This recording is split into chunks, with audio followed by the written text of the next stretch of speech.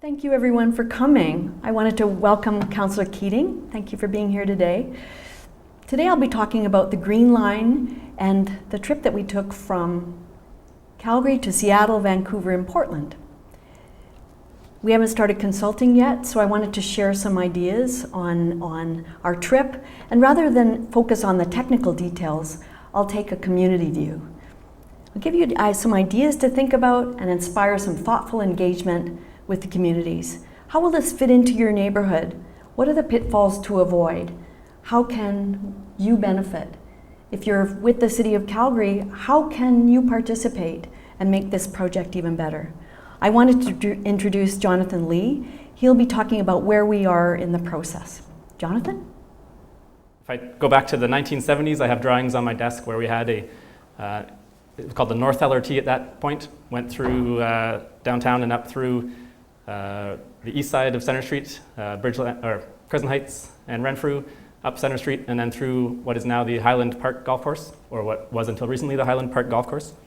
So we have really old drawings that show where we should have rapid transit for Calgary. So this is an idea that goes back a few years, but we've been updating it in the past few years to be in line with our new municipal development plan and Calgary transportation plan.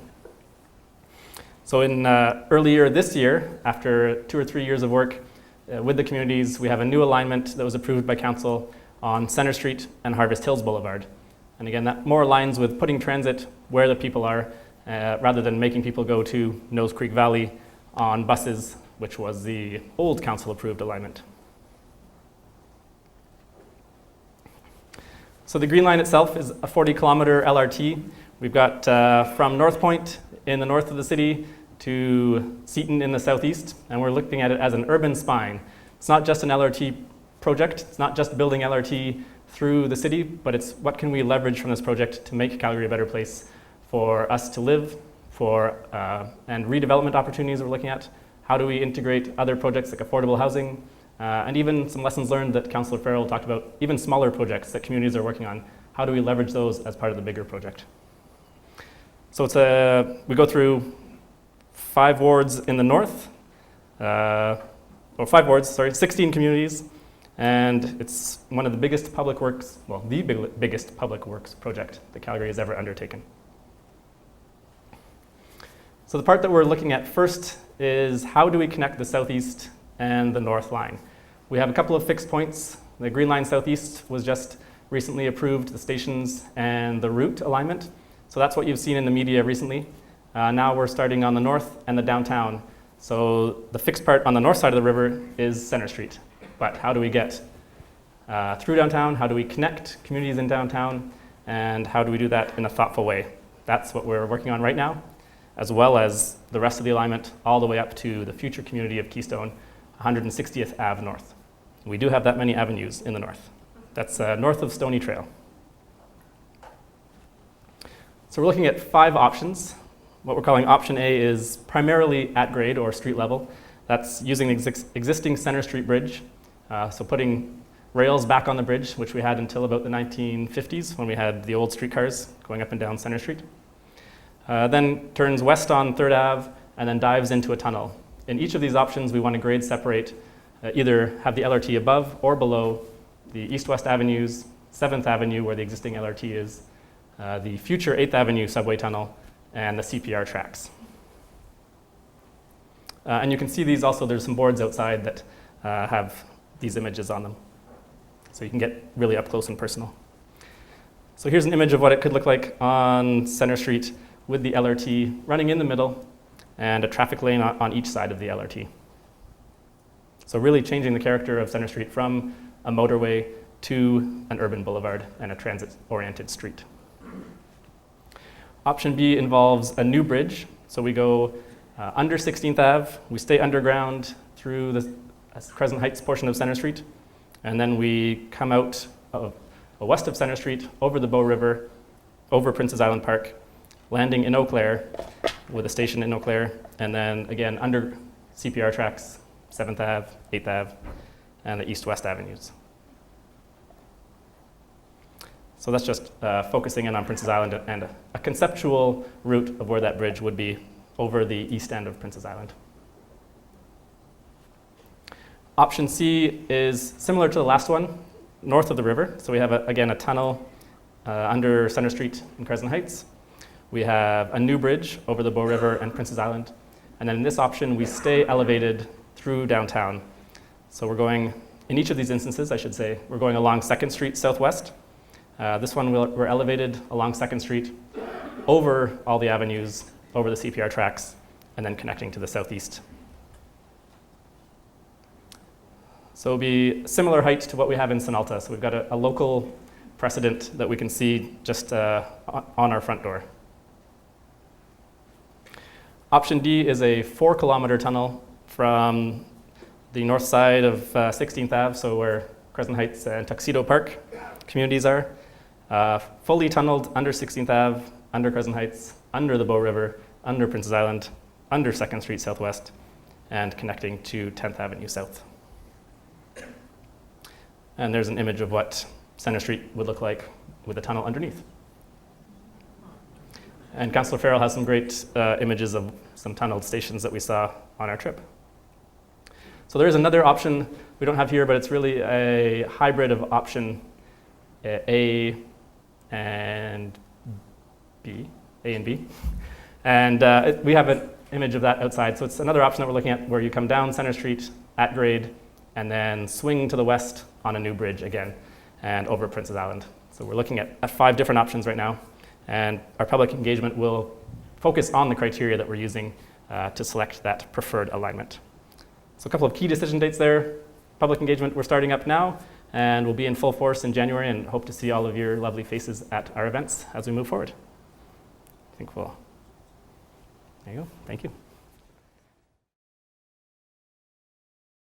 So our trip was, as I mentioned, to 3 cities. We were joined by Councillor Keating and Stevenson and representatives from the Calgary Transit, Transportation, and the Planning Department. The host cities were extremely generous with their time. They lent us their top people for the entire day, and they spent the whole day with us, telling us what to look out for and our opportunities. So I will go over the key lessons from each city. And other than the flight to Vancouver, we traveled by rail exclusively. There are many lessons from the trip, and I'll focus on 8 of the key lessons, starting with consultation. Each city stressed the need for meaningful consultation. Vancouver's TriMet stressed that it was one of their key pieces of advice, and if they had consulted better, they could have avoided major disruption. They also stressed that after full and meaningful consultation, to stick to the plan to avoid expensive change orders. Leverage.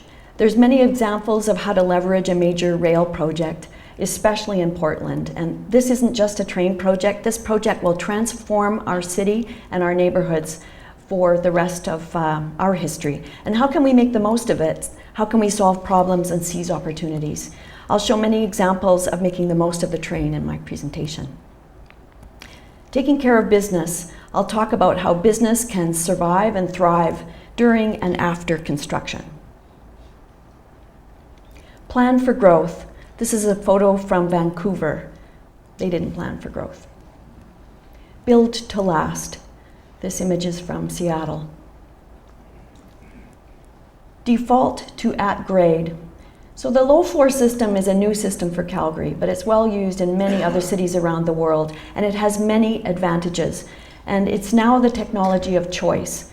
So a system that works well in winter climates. And so the recommendation for me is to default to at grade wherever possible. And I'll show you a low floor train system that can integrate beautifully into the street and become a real neighborhood asset.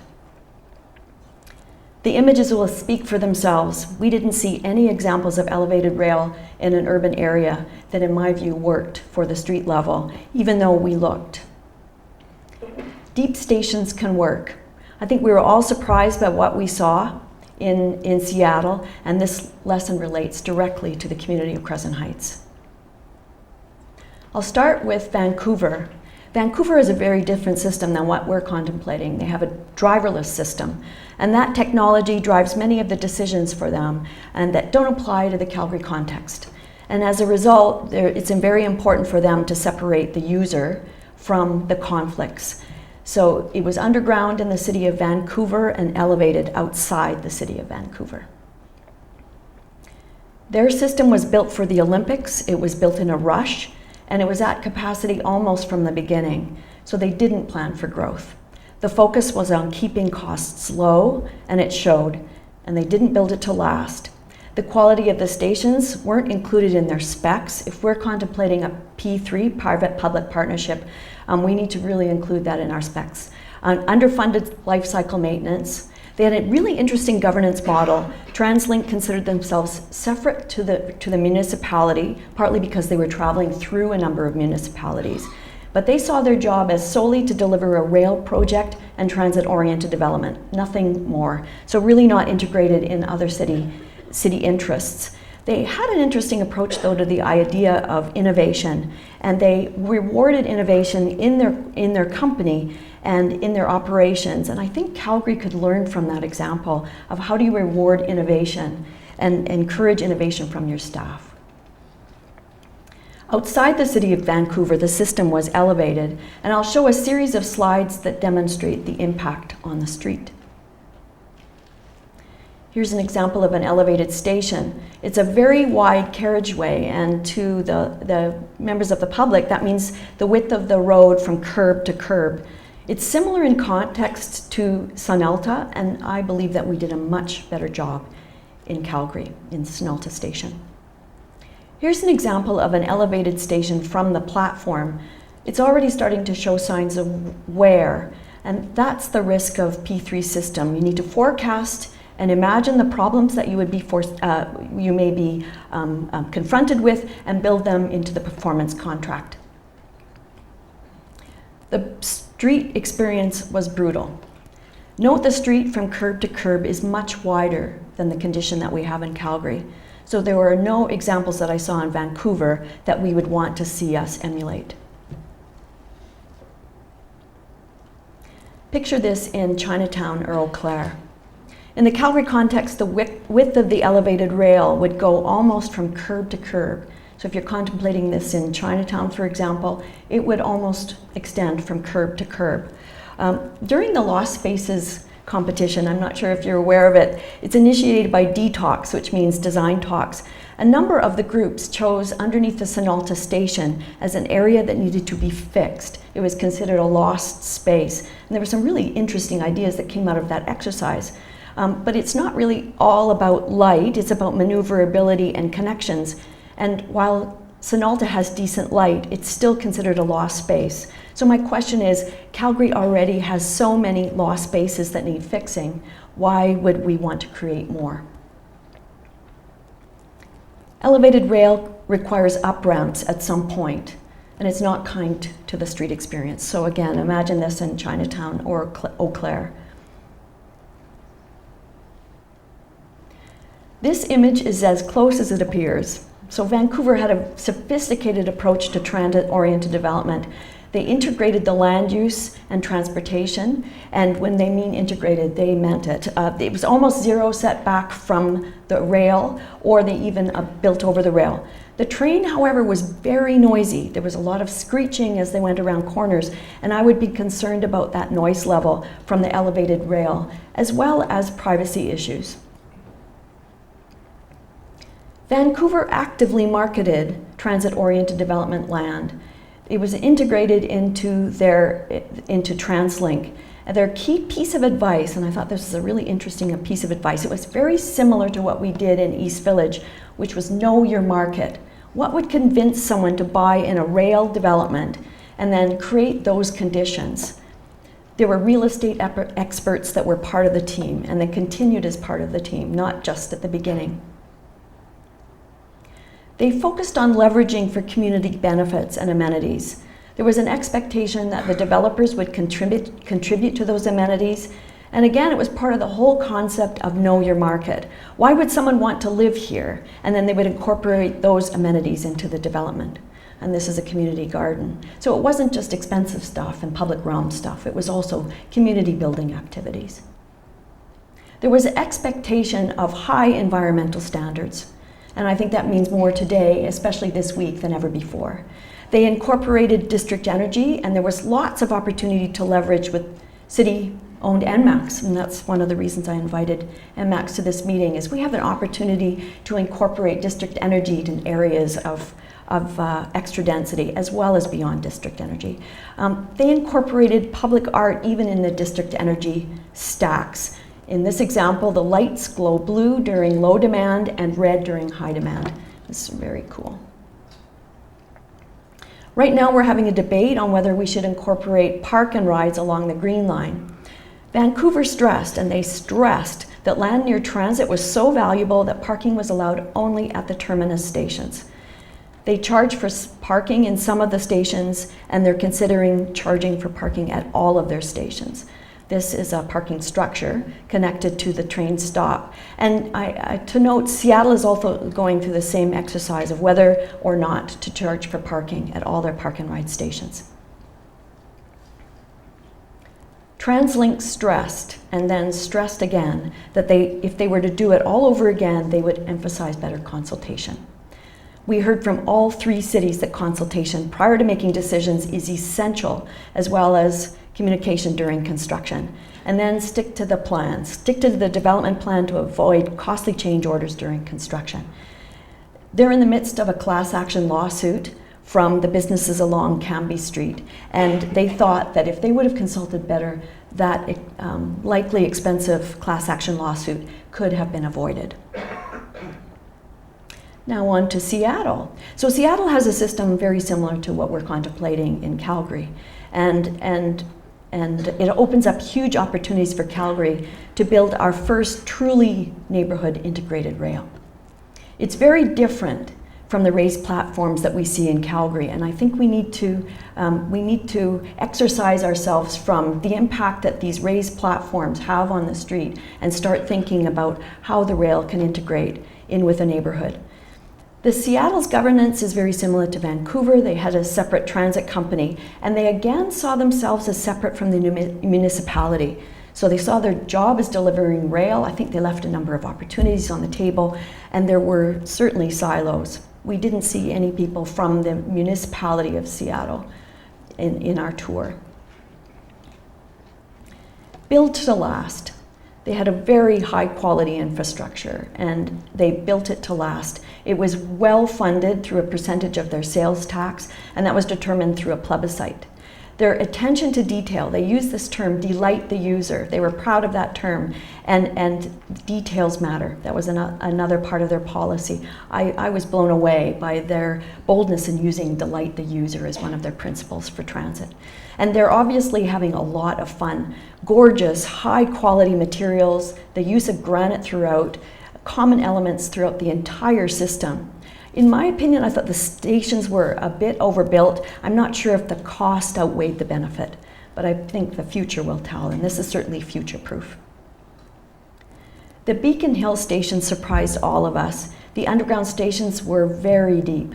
There's a very small footprint at the end of the day after construction at the surface, which would allow for redevelopment.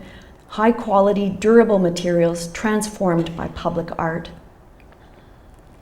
The deep stations served by a bank of high-speed elevators. There were no escalators at this station.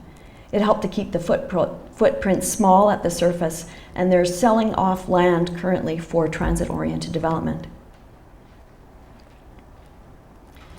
A sense of expansion and a deep sky of type of experience. And that's how the artist Dan Corson described the effect. The artists are included in the design team at all their stations, and it's obvious that they have a tremendous influence. This was one of the nicest, if not the nicest, underground station I've seen anywhere. It was modest, it wasn't extravagant, it was just well designed with quality materials. High quality and durable materials, often with public art embedded in the elements. The art was everywhere. Calgary could learn from the Seattle's approach to public art. It was used to enhance the space, and it wasn't just added later. Seattle had a 1% public art policy since 1973, and they're extremely proud of it. They don't debate it anymore. So this is moving on to the on-street train. Notice that the trains are in the center and they have long covered platforms. Also notice that the platforms aren't much higher than a regular curb, and it's one of the beauties of a low floor system, and certainly a lot less expensive than what we have today. A street in this location is about as wide as the north part of Centre Street, north of McKnight Boulevard. Notice anything missing? There are no gates. So busy with pedestrians, cars, buses, bikes, and everyone felt safe, and it was completely wheelchair accessible. I'll talk more about that later. The trains travel through neighborhoods. This reminded me of the residential portion of Centre Street. I've got 3 slides.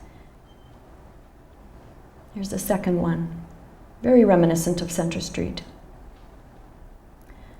And this shows that a low floor system can fit in nicely with a quiet residential street.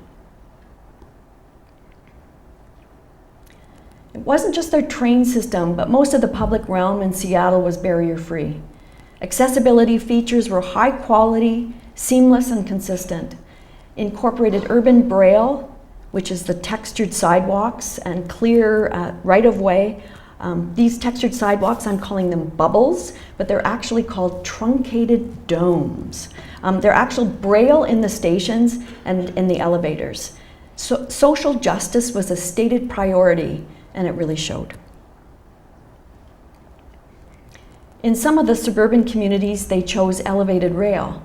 Underneath was done much better than in Vancouver, and this is an example of the Mount Baker station.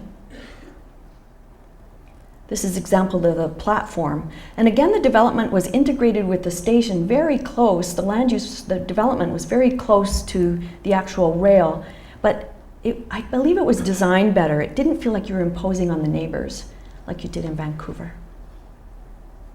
The underneath was done much better. It was well lit. It incorporated public art and art that was lighting. And we thought it could even be better if they incorporated retail.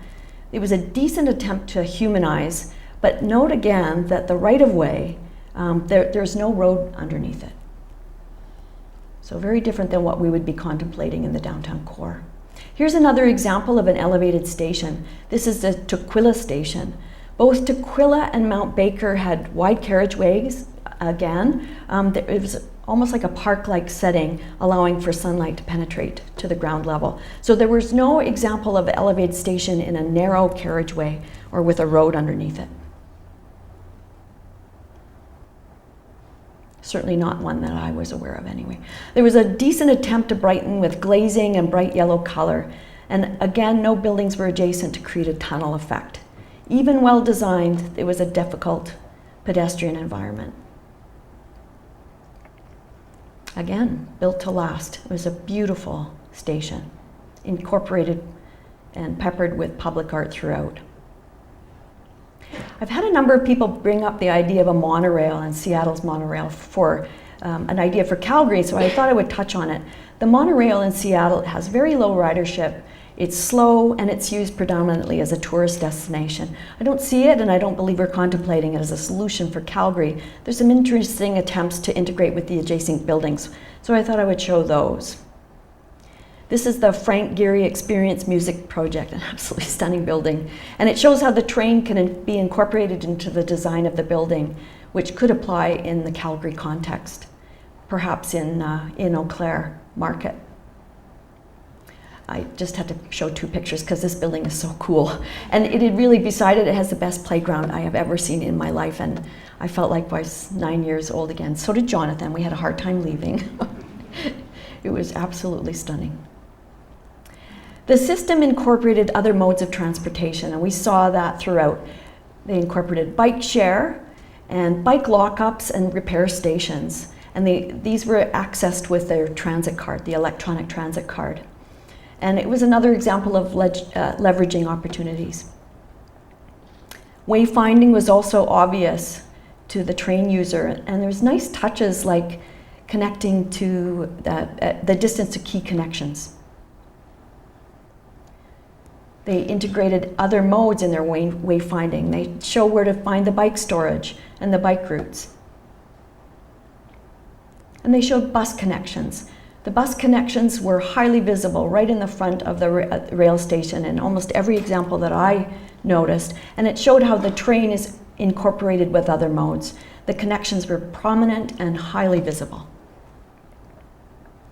And we fell in love with their public art. It was bold and bright and fun, and it showed up absolutely everywhere. I guess if you've been doing it since 1973, you find every opportunity to incorporate it. This is a storage yard. It was highly visible from the train. It was playful and colorful and inexpensive, and again, it was to delight the user. And the art showed up in the most unexpected places. Those are guide wire supports. I'll go back. Most of the guide wire supports had some sort of sculpture on top. This was my hands down favorite. It was useful public art. It was incorporating stormwater made of granite. And they were proud of their art. The interpretive signage was visible and the art was explained. All of the cities that we visited had very visible transit ambassadors. That's Rita getting her card checked. I'm not sure if it was for our benefit or if they had that many visible transit ambassadors for safety. So on to Portland. Portland has a very similar context to Calgary. Their LRT travels from the airport and it works well in a high-speed elevated freeway environment and a suburban context. And it shows that a single line and a single train type can achieve multiple goals as with the low-floor trains. It worked beautifully in an urban context. So it can be a suburban rail and an urban catalyst. In Calgary, the train will travel through very different neighborhoods, and it's important we recognize and plan for those differences, and we have some excellent examples to draw from. Of the three cities, I got the most from the Portland visit. The word to best describe the Portland approach was respect. They talked about governing values, collaborative, integrated approach, green is good, and they were only group that brought the planners, the actual development planners from the municipality, as well as their lead architect, and it was obvious that they worked as a team. Portland was open to opportunities and asked the question, how can we make this project be a catalyst for other projects in the city? I'll leave this slide up for a minute. This shows that it's not just a train. And this is how in-depth they went into their station planning. Strengths, weaknesses, opportunities, threats. The process reminded me very much of the Boda Bluff process that we went through with Sunnyside. They worked with local community groups and businesses and seized every opportunity to enhance and improve. And that interest and that attitude brought in private interests and private investment, and people wanted to be a part of it. How can they leverage this project to create something bigger and better? There was an unlimited scope for ideas. It reminded me of the Boda Bluff project where all stakeholders found a way to leverage. I'll introduce the concept of equitable transit-oriented development. If federal monies were available, it must benefit all, and I'll talk more on that later. They had their own legal counsel to sort out legal and jurisdictional issues, and there was a true commitment to innovation. I love this slide. It talks about their decision-making process, and it was guided by a quote by Alan Jacobs, the author of Great Streets. We can design our streets, we can design our city by the way we design our streets. This slide reveals activities and qualities that distinguish the city, and it accommodates all modes without compromise. So establish and maintain a physical quality that inspires all who use it. And interested to know that the residents of Crescent Heights, the community of Crescent Heights, is going through a similar exercise on their own. So we'll be able to incorporate their work into our work. Centre Street used to be a great street, and it can again. And we have some great examples to learn from. And this slide is a bit hard to read, but it talks about the need for a great streetscape. And we can learn a lot from this slide. We have a tendency to jumble it all together and all of our street furniture together, and it's brutal for urban braille and maneuverability. So they recognize the importance of zones, pedestrian through zones, and separating that from the street furniture. Portland had a dedicated busway since 1978, so it was very easy for them to convert to train. They started, interestingly, they started with the same raised floor platform system that we have in Calgary today, but they made a decision to convert recently to low floor trains. As with their busway, Portland chose a curb alignment for their stops in most locations. While they had elevated in some suburban locations, their first choice was at grade in their urban areas. And it integrated beautifully, again, with street life and the neighborhood. TriMet, the company charged with transit, recommended fewer stops to maintain speed of service. And as we saw in Seattle, it was barrier-free. Dogs and cats living together. In their core, Portland used pairs of parallel one-way streets or one-way couplets. Their trains have fewer cars than in Calgary. They have shorter blocks than we do in Calgary. But they have bus and car, and in some streets, bikes and pedestrians and trains all living together. We asked if chaos ensued, and no, it works just fine. This picture might be a bit blurry, but it shows the blue line intersecting with the red line. The trains sometimes travel down very narrow streets, one-way streets. It shows the beauty and flexibility of the low-floor train, and it can function almost like a streetcar. One of Portland's stated goals is to create urban rooms, trains knit comfortably into the street environment. And the train, in my view, had less of an impact than a regular city bus. It was quieter, and there was no lovely burst of diesel when the train or when the bus left the curb. So one thing that they advise us is don't underfund maintenance. That was something they felt that they did, was underfund maintenance. They're going into and having to repair later. As with Seattle, social justice was a stated priority, and it showed in everything that they do. Notice honored citizens rather than low-income transit paths. I think that says it all. Accommodate all modes without compromise. That's a stated goal. Imagine. Their branding incorporated all modes of transportation. By train, by tram, by bike, by streetcar,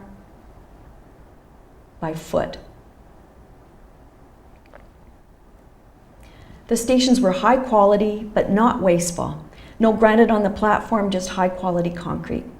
They had smaller shelters than in Seattle, but they used a principle of design and architecture that with a limited budget, you focus on a few noticeable elements. So there was lots of public art. They have a 1% public art policy since 1985, and they've increased it to 2% just recently. I thought the implementation was more subtle than in Seattle, and perhaps not as successful, but these were lovely. These are mosaic at the stations. And the art in the strangest places. Whenever possible, they looked at ways to leverage and incorporate adaptive reuse and heritage reuse. And here's an old transit stop that they turned into a coffee shop. Now note, this was the city that turned the old transit stop into a coffee shop. I'm going to introduce a principle, and a perfect example of leveraging is a concept that's becoming prevalent in the US. It's equity through transit-oriented development, or ETOD. I think it has important principles that Calgary could benefit from. It was commitment along with federal dollars. They would expect that, that you would have equity in your transit-oriented development. So this can help build a case with our provincial and federal partners. TOD that is amenity-rich, incorporating affordable housing, critical services, mobility options, reduce cost of living, bolster local economies, higher environmental standards, and health through active lifestyles. So the Hassalo Eco District is a great example of equitable transit-oriented development. It's really the best example of transit-oriented development I have ever seen. Hassalo, and here's a list of their stated objectives: habitat, energy, waste, health, social equity, beauty.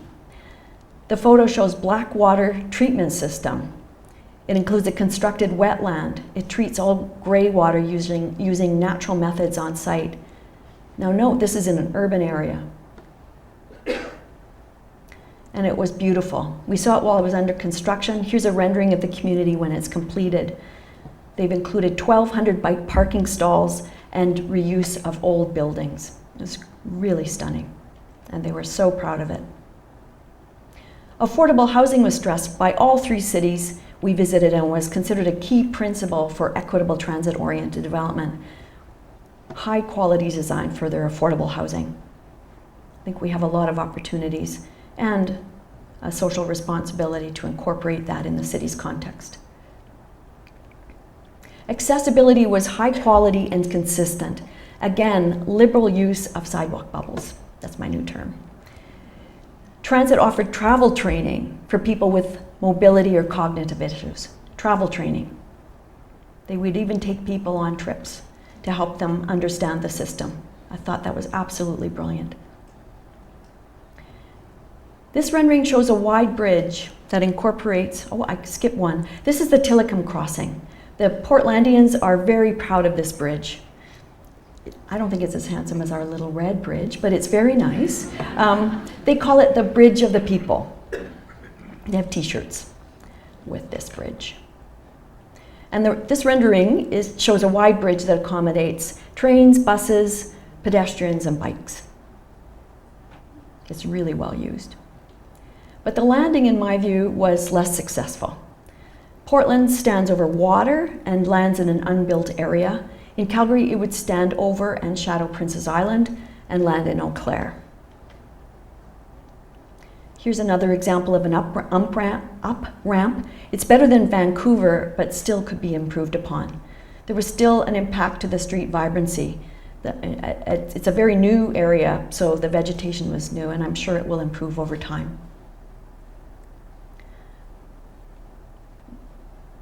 There's a lot happening in this picture. The stormwater management is expected at all their stations. These are examples of rain gardens.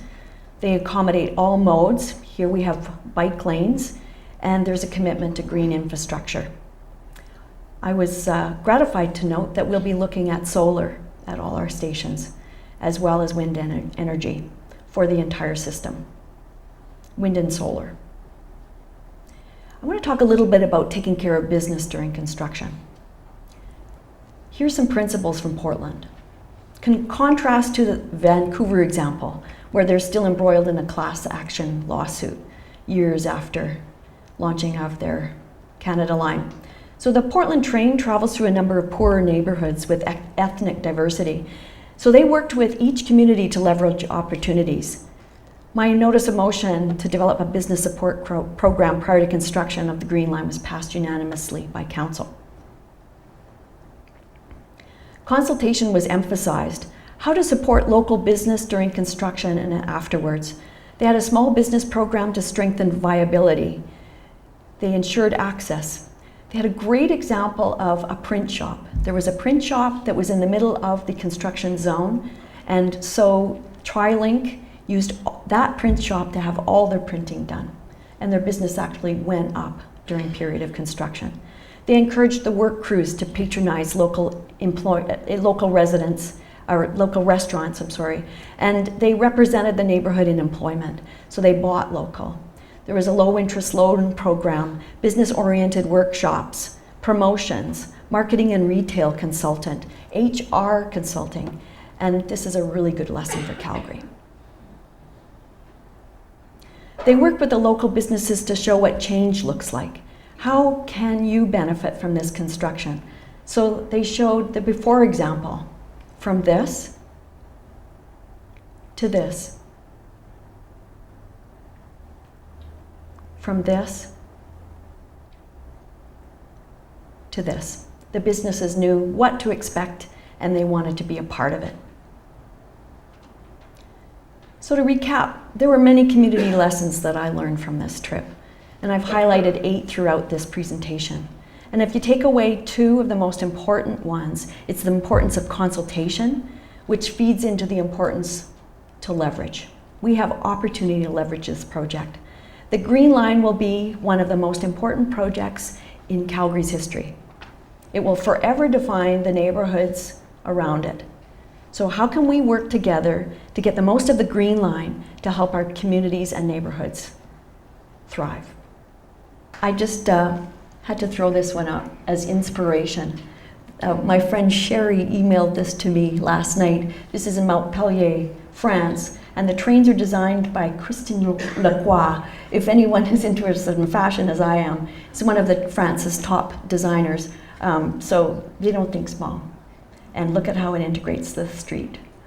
So thanks goes to the host cities and the city's transportation department, and especially to Rita and Andrew for babysitting the councillors during the trip.